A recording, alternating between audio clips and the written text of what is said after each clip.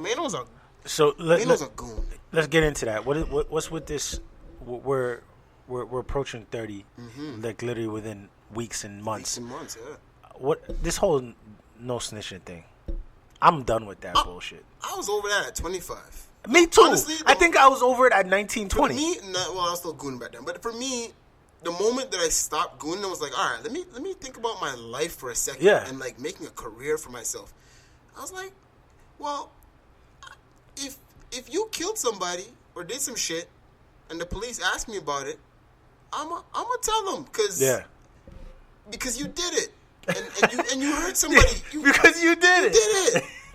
Like, this is my whole thing with the snitching thing. If you do something, right? Yeah. Do it in a way where no one knows you did it. Absolutely. Because then no one can say nothing. Yeah. But if a nigga asks me about it and I cover it up for you, now I did it. Yep. You know what I'm saying? Basically. Immediately become an accessory. Accessory to murder or whatever. Yep. So, dog, don't put that on me when you got to enjoy killing somebody. I've always said this, like... And I know that sounds weird. I just said enjoy killing somebody, but just in the sense of, like, you got to do some raw shit, and now immediately I did it because I'm covering for you? For what? That's one of my things. Like, I don't... for me, I'm at a point where I can't... If you have an issue with a certain individual or other groups of people, you can't hang out. Yeah. Because I don't want to be sitting at a dinner table with you, and then somebody you got a problem with just runs up on us. And then all of a sudden I'm with you, so I have to get blasted too. Nope. One of my best friends, going way back, playback. Like, I'm talking like I've known this dude since grade 4, and technically he was my, he's been my best friend, quote unquote, my whole life. Right. And I'm gonna say here on the podcast, he's not my best friend no more. My best friend sitting right next to me, and my other one's in San Francisco somewhere. But the reason why we stopped chilling is because he's still in the trap. And for those that don't know what the trap is, you're in the hood, you're selling drugs, you're in that lifestyle. He's still doing that. So it's like, bro. And your 9 to 5 is the corner block. Yeah, and we've had conversations. And, I got out of the hood, but we still hang out because we're still friends. Like, there's this wind spot in Saga that we used to love to go to. We'd still do that. And every time I'd meet up with this dude, I'd pick him up or whatever in the back. Because I know, bro, I was rolling with this guy back in the day when we were doing dirt, right? Yeah. And I would know, like, being out with this guy's dangerous still, bro. The man's been in shootouts. The man's, I don't even want to put the man on blast like that, but the man's been in some shit. Yeah. So every time I'm with him, I'm like, I can't deal with that stress, bro. No. I'm not going to do it. I don't want to be with you hanging out, having a good time, and have to worry about my entire life. Yeah. Nah, I'm good. I have a lot to live for, and I have a lot I want to accomplish, so and I'm going to just not chill with you for a bit. LeBron James. Good take, baby. Good take, Bron. I love him, yo. I really do. I know you do. We'll get to that in a second. Yeah. But when it comes to, like, the people that know me know that, and I'm talking about the guy named Dennis, that I do not get into trouble. And when I have, it's always been because of somebody else's offense. Yeah. I played my entire life playing defense. Yeah. Because I've always said, I can't control what other people do. I can control how I respond. Absolutely. So it's not to say, like, I haven't gotten into trouble here or there, but I'm not the type to say, yo, let's go rob that dude because we got revenge or whatever. Like, he fucked me up last week. Let's go get him back. Right. I'm like, yo, he robbed me, but yo, you got a couple $100. Okay, I'll get that money back. But if I see him, I'm gonna have a word with him. Yeah. But it's not gonna be like, yo, what the fuck? It's never high school. Well, let's go back when we were in high school. It was never. I never had that issue. Like, if somebody had a problem with somebody, it was automatically, yo, go get your gun. No. And sell this outside. It was. I was lucky in the sense, like, I grew up around, I guess, mature people my age that we could have a conversation. Yeah. That's over with. Oh, that's done. This social media shit is fucking things. No, because everyone thinks it's on blast immediately. Yeah. And then on the problem with that is now you have these little trolls on the internet that will see you getting roasted and just feed the fire. Absolutely. Next thing you know, the guy that you have a problem with, he ain't even saying nothing. It's his 2,000 followers just putting you on blast. Roasting you. Now you got to say something. Now you have to respond. Now it's like, dude, you got to do something. Like when Meek Mill was at it with Drake, and Drake said, I don't have to rap no more. I'm just going to meme the shit out of you. And I think Meek was just like, I don't want to do this. Yeah. But the world was roasting him, so I was like, fuck, all right. Now I got to come out with this whack-ass freestyle. what was it called? So shit. I just know it had the Undertaker. Yeah, thing. whatever. But it was shit, and I feel like he just did that because like the world is talking. This could potentially be my business. Let me just say something to say something, like, you know. Let me find a way out of this. And then when the world roasted him for being like, my nigga, that was some trash. He was like, oh fuck, let me just chill back for a year and then put some music out. And then he put out some fire. But that's beside the point. That was a great album. But I mean, I just think for everyone listening who, you know, you're out the hood, you have a career of some kind, you're doing your thing, and you still feel obligated to the hood, don't. Yeah, this obligation to the hood is just dumb to me. It's dumb, bro. It's the dumbest shit. Like when somebody says, "Yeah, I do this for the hood," you know, it's for the culture. Like, yo, you got to rep the block. I'm like, why? For what? Why? What has the block done for you? So the block can be like, hey, yo, Black, yo, that thing you did, yo, respect, yo. I can't take that to the bank, so I didn't really get anything for that. By the way, I might have to watch my back for the next 10 years because of what I did for you. Yeah. Yo, but respect though, respect. So what does that mean? Is street cred gonna get me like a car loan? It just means that if you walk around the streets and people see you, they're gonna look at you and they're gonna say respect. Okay, but I don't really want that. But well, that's what you got, dog. Respect, yo. Respect, yo. Okay, I'm scared for my life though. My mom lives on her own, and like the dudes that I did that to know where she lives. But yo, dog, but respect though, eh? Like if you want to think of somebody like who got out the hood and has never looked back, Michael Jordan. Got out the hood. He wasn't gooning though. He wasn't gooning, no. But I mean, North Carolina isn't. I'm sure in the 70s and 80s was a tough place to grow up. Probably, you know. But the man made it out. He's a different man. He's a different type of guy. You can't even compare. That's the guy. Basically, what we're trying to say is, if you're still trapping or you're doing this dumb shit in the block, do it only if you feel the necessity that you have to, and there's no way out. You don't have to. There's some people that have to. Why? There's no means of. Give me an example of a time a dude has to. Okay, your mom's a crackhead. You got a baby moms. You need diapers, and you don't have a job. But you're so you're still in the hood. Yeah, you're living. Okay, so I'm thinking more of like the dude that might have moved slightly away from the hood, has a legit 9 to 5, is working on his career, moving up. Doesn't show his mans from the hood too much, but once in a while he'll check in with them.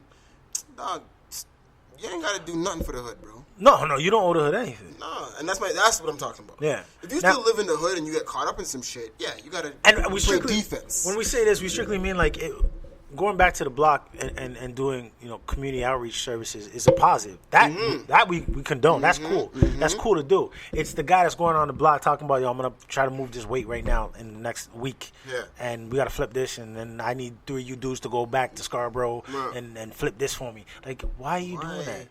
The one thing I do like though about I guess society now and the whole block mentality and like rap music and that whole urban culture is that, like, back in the day, you'd have everybody that was on that thing, like on that tip. Like, you'd have white boys living in a suburban neighborhood talking, like, just trying to be goons.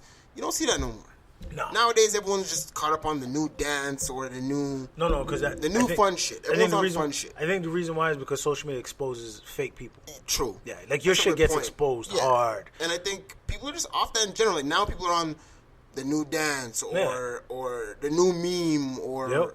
Just the new style, but no one's really on like selling drugs and gooning. Like, you still have your little niche areas and people who are just still on that bullshit, but no one's really on that no more. Unless you're really in a hood doing that shit. Come on, dude. You still see that there's always that one dude on the street who's still wearing all black. Yeah. In the summertime with a hoodie on. Yeah. It's 30 degrees and you're looking at him like, bro, it's 30 degrees. I know you're hot, my nigga. But that's my point. I know you're baked. And that's my point. Everyone's looking at that dude like, bro, you're really? Like, what are you doing? Are you still wearing baggy pants? Yo, everyone's wearing skinny jeans now, dog. At least I want not. But even just something like that. Fitted jeans, excuse me. Well, you're right. My bad. Yeah. But I'm just saying, like, the culture shifted. Like, now that's the swag, the skinny jeans tip. Whereas before it's like, yo, I wear big jeans because I hold guns in that shit. Yo, my nigga, don't you live in North York? Yeah, but like you know it's real out there. No, it's not, dog. My man lives like Keelan Wilson talking about it's real. No, it's not, dog. Your house is $1 million household. I saw you leave. I saw you get picked up by your maid. Yeah. Like, what hood you living in?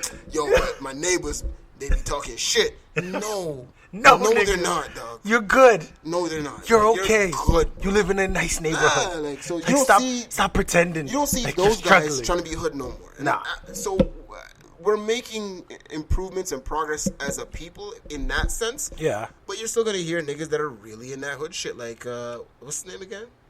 Dude that you just Taxstone. Yeah. So I mean. No, see, the thing is, like, as intelligent and as smart as he is, and he portrays himself to be on the podcast, some guys, man, like, you can, like, it's the saying goes, you can take a boy out the hood, sometimes you can't take the hood out the boy, or the man, I should say. And that's, there's truth to that. And I'll say this, And he was making good money. Yeah, and there's truth to that, but I'll say this, is you can't take the hood out the man in the sense that it's a light switch. And I'll speak for myself, like, back in the day, I was doing a little bit of going in, a little bit of on the corner work, a little bit of clanging and banging. Like, I'm not talking in the gym. Like, this is when we were, getting into fights and blah, blah, blah, right? You were mollywopping niggas. I was mollywopping niggas. I can't lie. A little more than that, too. Wishwashing niggas. You were Amanda Nunez and some niggas. I was just Amanda Nunez and Ronda Rousey-ass niggas, dog. Real talks. Okay. But, so there's a switch in me for that. Like, in the sense that if I get into an aggressive scenario, I'm still comfortable. Yeah. But I'm not looking for it. Mm-hmm. Like, let's say I'm at work and some shit goes down, a fight breaks out in the gym for whatever reason, I won't be scared or feel like, oh my God, what do I do?